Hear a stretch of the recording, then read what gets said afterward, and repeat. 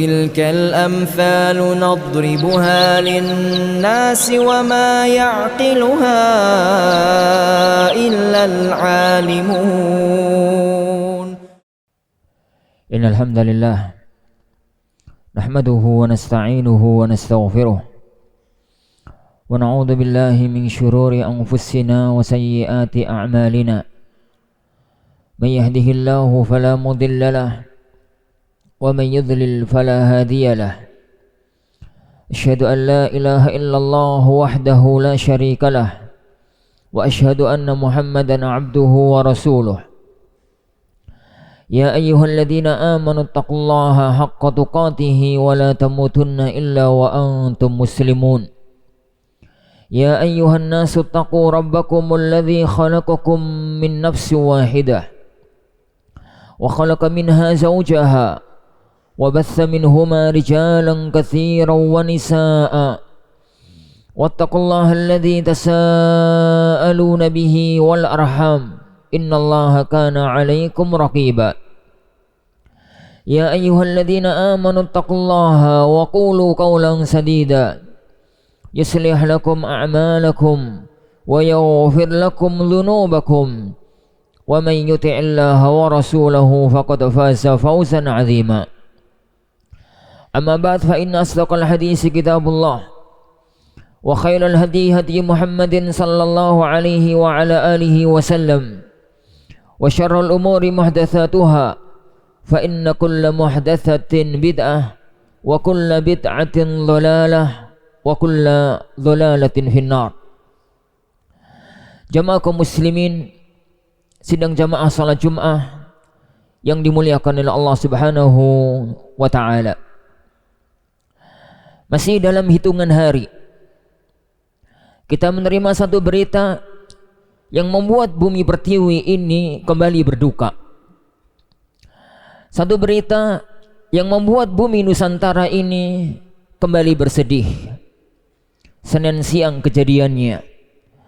Tatkala Allah Subhanahu wa taala mengizinkan kepada bumi yang mestinya tenang, tatkala Allah Subhanahu wa taala mengizinkan kepada bumi yang mestinya adalah tempat untuk istirahatnya manusia dan untuk aktivitasnya manusia, Allah izinkan untuk bergoncang. Allah izinkan untuk bergetar dan terjadilah sebuah kejadian yang meluluh-lantakkan tempat di mana Allah Subhanahu wa taala menghendaki itu terjadi. Jamaah kaum muslimin yang dimuliakan oleh Allah Subhanahu wa taala. Untuk kesekian kalinya, setiap kali musibah-musibah itu mencuat ke permukaan, maka analisis yang muncul ke permukaan baik di media sosial maupun di media-media nasional maupun di tempat-tempat yang lain hanya selalu dikaitkan dengan kejadian-kejadian alam belaka. Pergerakan lempeng bumi yang menyebabkan bumi retak, kemudian terjadi gempa, terjadi ini dan terjadi itu. Kita tidak pernah mengingkarinya, karena memang dalam hukum dunia ini ada hukum sunnatullah. Segala sesuatu itu terjadi ada sebab dan ada akibat. Tidak ada seorang muslim pun yang mengingkari hukum sunnatullah yang oleh banyak orang disebut dengan hukum alam. Tapi sebagai seorang muslim sejati, bukan begitu cara kita berpikir, bukan demikian cara kita melihat satu kejadian. Karena apapun yang terjadi di alam semesta ini adalah atas kehendak dari Allah Subhanahu wa taala. Dan jika Allah Subhanahu wa taala sudah menghendaki, maka kun, jadilah. Kejadian itu pun fayakun, segera terjadi atas kehendak dari Allah Subhanahu wa taala. Keimanan sangat berkaitan dengan kesentosaan. Kekufuran sangat berkaitan dengan malapetaka. Ketaatan sangat berkaitan dengan keberkahan, dan kemaksiatan sangat berkaitan dengan musibah yang melanda satu negeri. Perhatikan firman Allah Subhanahu wa taala, "Walau anna ahlal qura amanu wattaqau lafatahna 'alaihim barakatin minas sama'i wal ard walakin kadzdzabu fa akhadznahum bima kanu yaksibun." Seandainya penduduk sebuah negeri mereka itu iman dan takwa, maka niscaya kami akan bukakan keberkahan dari pintu langit dan kami akan bukakan keberkahan dari pintu bumi. Tapi tatkala mereka mendustakan, maka kami akan azab mereka karena sebab dari perbuatan mereka sendiri. Tatkala Allah Subhanahu wa taala menyebutkan tentang berbagai malapetaka dan kerusakan di muka bumi, Allah Subhanahu wa taala mengungkapkan dengan bahasa agungnya, "Zaharal fasadu fil barri wal bahr bima kasabat aydin nas." Telah nampak kerusakan di daratan dan di lautan karena perbuatan manusia. Untuk apa? Liyudhiqahum ba'dalladzi 'amilu la'allahum yarji'un. Allah ingin untuk menjadikan kaum manusia itu merasakan sedikit dari akibat perbuatan mereka. La'allahum yarji'un, semoga mereka mau kembali kepada Allah Subhanahu wa taala. Suatu hari Rasulullah sallallahu alaihi wasallam keluar dari rumah. Beliau ke Masjid Nabawi mendapati ada sebagian sahabat Muhajirin dan tidak ada seorang pun sahabat Ansar. Maka Rasulullah sallallahu alaihi wasallam menyampaikan kepada mereka, "Ya ma'syaral Muhajirin, khamsun idza btulitum bihinna wa a'udzu billahi an tudrikuhunna." Ada 5 perkara yang apabila 5 perkara ini kalian jalankan, kalian lakukan, pasti akan tertimpa, pasti akan muncul akibatnya. Tapi saya mohon kepada Allah supaya itu tidak menimpa kalian. Apa kata beliau sallallahu alaihi wasallam? Lam tadhhar al-fahishatu fi qaumin qat illa fasha fihi mutta'un wal auja allati lam takun madat min aslafihim. Tidaklah sebuah kaum itu mereka melakukan perbuatan-perbuatan fahisyah. Mereka melakukan perbuatan-perbuatan bernuansa syahwat yang tanpa dilandasi syariat. Melakukan perzinaan, LGBT maupun yang lain, yang itu adalah melampiaskan syahwat yang tidak dibenarkan oleh syariat. Kata Allah Subhanahu wa taala, kata Rasulullah sallallahu alaihi wasallam, illa fasya fihi mutta'un wal auja, kecuali akan merebak berbagai macam penyakit dan malapetaka yang belum pernah ada di umat-umat yang sebelumnya. Yang kedua kata beliau sallallahu alaihi wasallam, walam yamna'ul mikyal wal mizan illa ukhidhu bis-sinin wa syiddatil mu'nah wa juri sultan. Dan tidaklah sebuah kaum itu mereka mengurangi takaran, mereka mengurangi timbangan. Dalam bahasa umum, mereka mencari rizki dengan cara yang tidak dihalalkan oleh Allah, kecuali pasti negeri itu akan ditimpakan oleh Allah kesulitan hidup, kecuali negeri itu akan ditimpakan oleh Allah malapetaka, paceklik, dan akan diberikan kepada mereka pemimpin-pemimpin yang zalim. Walam yamna'u zakat amwalihim illa muni'ul qitr walau lal bahaim lama yumtaru. Dan tidaklah satu negeri itu mereka menghalangi, tidak mau membayar zakat harta mereka, kecuali hujan akan ditahan dari langit. Seandainya bukan karena binatang-binatang yang tak berdosa, mereka tidak akan pernah diturunkan hujan. Walam yanqudhu ahdallahi wa rasulih, dan tidaklah mereka itu, sebuah kaum itu, melanggar perjanjian Allah dan Rasulnya, illa sallatallahu alaihim aduwwuhum min ghairihim, kecuali Allah akan menjadikan mereka dikuasai oleh musuh-musuh mereka. Para jamaah yang dimuliakan oleh Allah Subhanahu wa taala, hadis-hadis yang senada dengan yang saya bacakan tadi terlalu amat sangat banyak, bahwasanya Allah Subhanahu wa taala dan Rasulullah sallallahu alaihi wasallam mengkaitkan malapetaka, mengkaitkan yang terjadi di bumi ini dengan sebab keimanan kepada Allah Subhanahu wa taala, dengan sebab keimanan kepada Rasulullah sallallahu alaihi wasallam. Dan ini sangat dikenal baik oleh generasi salafun salih. Dulu pada waktu perang salib, tatkala pasukan Al-Imam Salahuddin Al-Ayyubi rahimahullah, mereka itu sedang akan melakukan peperangan besok melawan orang-orang salib, melawan orang-orang salib, melawan orang-orang yang sedang menguasai Baitul Maqdis.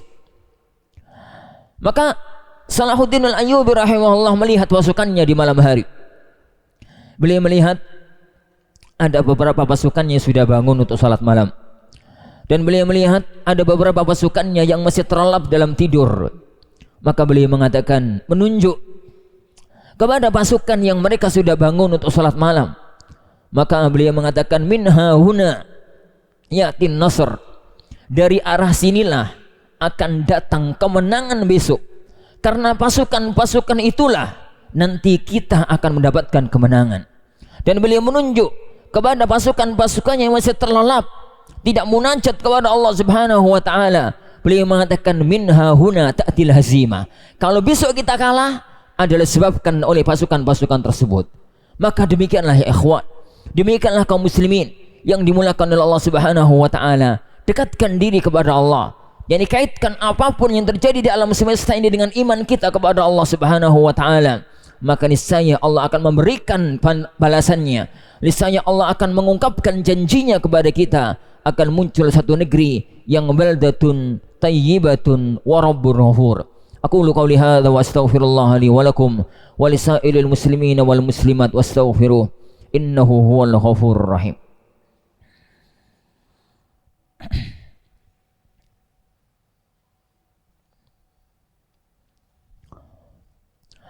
Alhamdulillahi rabbil alamin.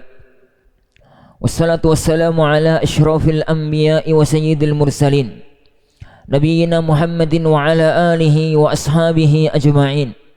Wala hawla wala quwwata illa billahi rabbil alamin. Asyhadu an la ilaha illallah wahdahu la syarika lah wa asyhadu anna Muhammadan abduhu wa rasuluh. Allahumma salli wa sallim wa barik ala nabiyyina Muhammad wa ala alihi wa ashabihi wa man sara ala nahjihi ila yaumiddin, amma ba'd. Jamaah kaum muslimin, sidang jamaah salat Jumat yang dimuliakan oleh Allah Subhanahu wa taala. Apa yang saya katakan tadi, jangan ada seorang pun yang memahami bahwa kejadian Cianjur beberapa hari yang lalu adalah sebuah azab. Karena tidak ada satu kejadian yang terjadi di muka bumi, tidak ada satu musibah yang terjadi di muka bumi kecuali mengandung salah satu dari 3 unsur. Bisa jadi itu adalah ujian datang dari Allah. Bisa jadi itu adalah ujian yang datang dari Allah Subhanahu wa taala. Dan apabila yang datang itu adalah imtihan, yang datang itu adalah bala, maka itu tanda bahwasanya Allah mencintai kaum tersebut. Kata Rasulullah sallallahu alaihi wasallam, innallaha idza ahabba qauman ibtalahu. Sesungguhnya Allah Subhanahu wa taala apabila mencintai seseorang, sebuah kaum, maka Allah pasti akan mengujinya. Makanya orang yang paling berat ujiannya, manusia yang paling dahsyat cobaannya adalah para nabi dan para rasul. Kata beliau sallallahu alaihi wasallam, asyaddun nasi bala'an al-anbiya tsummal amsalu fal amsal. Manusia yang paling berat ujiannya di muka bumi ini adalah para nabi, kemudian orang yang mirip dengan mereka, dan orang yang mirip dengan mereka. Kenapa? Kenapa orang-orang yang Allah cintai, padahal cinta itu berkonsekuensi menyenangi dan merahmati, kok malah Allah Subhanahu wa taala menimpakan azab? Allah Subhanahu wa taala senang mendengar taubatnya. Allah Subhanahu wa taala senang mendengar munajatnya, dan itu adalah bukti rahmat Allah. Karena tidak ada satupun musibah yang menimpa seorang muslim kecuali akan menggugurkan dosanya dan kecuali akan meningkatkan derajatnya. Sehingga tatkala dia keluar dari alam dunia ini, dosa-dosanya digugurkan oleh Allah, derajatnya diangkat oleh Allah, dan dia layak untuk mendapatkan rahmat Allah di surganya yang kekal dan abadi. Yang kedua, terkadang sebuah musibah itu datang sebagai satu tadzkir, sebagai satu peringatan, sebagai satu hal agar orang-orang itu tidak bablas di dalam kemaksiatannya, agar kembali kepada Allah Subhanahu wa taala. Dan ini akan menimpa kepada orang-orang yang ghafil, orang-orang yang ngerti kalau itu maksiat tapi dilakukan karena kesembronoan, tapi dalam hati mereka masih ada keimanan yang menjadikan mereka masih bisa kembali ke jalan Allah Subhanahu wa taala. Dan itu yang Allah inginkan dalam ayat tadi, liyudhiqahum ba'dalladzi 'amilu. Allah ingin menimpakan sebab akibat dari apa yang mereka kerjakan, la'allahum yarji'un, agar mereka mau kembali kepada Allah Subhanahu wa taala. Adapun yang ketiga, bisa jadi itu adalah satu azab yang menimpa kepada kaum durjana, yang menimpa kepada orang-orang kafir, yang menimpa kepada ahli maksiat. Itu yang dulu pernah terjadi pada kaum Lut, itu yang dulu pernah terjadi pada kaum Ma'ad, Itu yang dulu pernah terjadi pada pasukan Abraha dan pasukan gajahnya. Itu dulu yang terjadi pada kaum Saba. Itu dulu yang terjadi pada negeri-negeri yang lain. Yang tatkala mereka itu ingkar kepada Allah, tatkala mereka menentang para nabi dan para rasulnya, Allah timpakan kepada mereka azab yang dikenang oleh umat manusia sampai akhir zaman. Dan kita tidak pernah tahu ya akhwan, setelah putusnya wahyu, setiap kali ada kejadian-kejadian kayak kemarin, kita nggak pernah tahu apakah itu yang pertama, ataukah itu yang kedua, ataukah itu yang ketiga. Tapi yang penting Allah Subhanahu wa taala menyatakan kepada kita, wattaqu fitnatan la tusibanna alladzina zalamu minkum khassa.